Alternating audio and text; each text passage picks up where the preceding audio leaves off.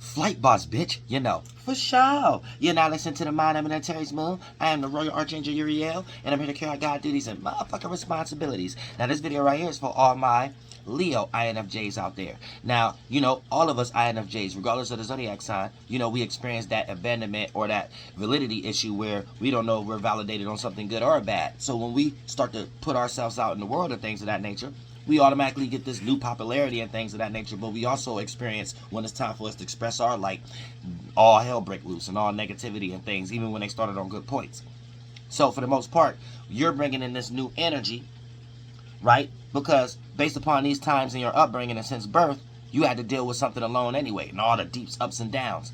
And being a Leo, you are the hero of character and the ego. So you brought this new energy into the world, this new feeling, this new vibe that deals with a character, an ego. So before you even knew it throughout your life, you got this good character and this ego. That's how you've been getting this attention.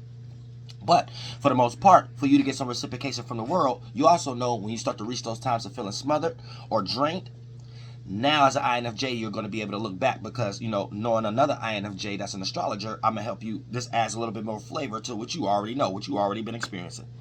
And if you ain't into astrology, your fellow INFJ member right now is going to let you know, this is other areas you've been seeing this energy that we already have, being fallen angels and having to change the world and create atmospheres and vibes, and how you been getting drink and having to take your power back and witnessing all those negative results from it that you already knew that was going to be. You are the hero of character and the ego. So all these times growing up and things of that nature, now you're starting to realize what you was getting attracted for, your character and your ego that was so healthy, that you're so good at this that, okay, you could share your space with others when you see them having ego problems, character problems, and you don't make them feel bad about these things. So you attract a lot of individuals who have prideful issues, egotistical issues, and haven't got attention from the individuals in their actual life where they wanted it at. They meet you as the INFJ. You become their cheerleader. Because this is the area and the quality you're already good at. So you're already fulfilled. So you got more in your cup to give. But here's that concept where the INFJs always experience. Yeah, we like to be used. We don't like to be misused. So those times you start to feel smothered and having to take your power back, and you already know the outcome is going to be something negative, because you know if you would have did this in the first place, this person wouldn't have even been in your space if you wasn't playing no role, right? And not knowing it was your role yet, you know, early in your life as a childhood and getting older, and knowing that it was a role, but it was just something that you was being used to feel like you're part of the world. And since 99, we're only 1%. 99% of the world is doing a structure. It makes us feel like we're wrong about something if we're not participating, and we see everybody else having a good time and things of that nature. So for the most part, you built all this own ability of having a good time with your own ego and character and stuff, and not even knowing this what you're doing as an INFJ, because we have that weird kind of life and brain structure and organization mind. So as you being a Leo INFJ, you go out in the world and things of that nature. Now you start to realize what you're getting drained for. You're getting drained because the people you have been attracting have been using you to boost their ego, have been using you to feel like they somebody, have been using you to be their main person in the audience, to be on the stage, where whatever stage they creating, you're better at them at it. But to share space because of that, and no one validated you on it, you always thought yours didn't matter.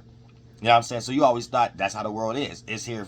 The things I already know how to do is not for me and attention and stuff. It don't matter. I don't got no validation. Not knowing that ain't even what we going through.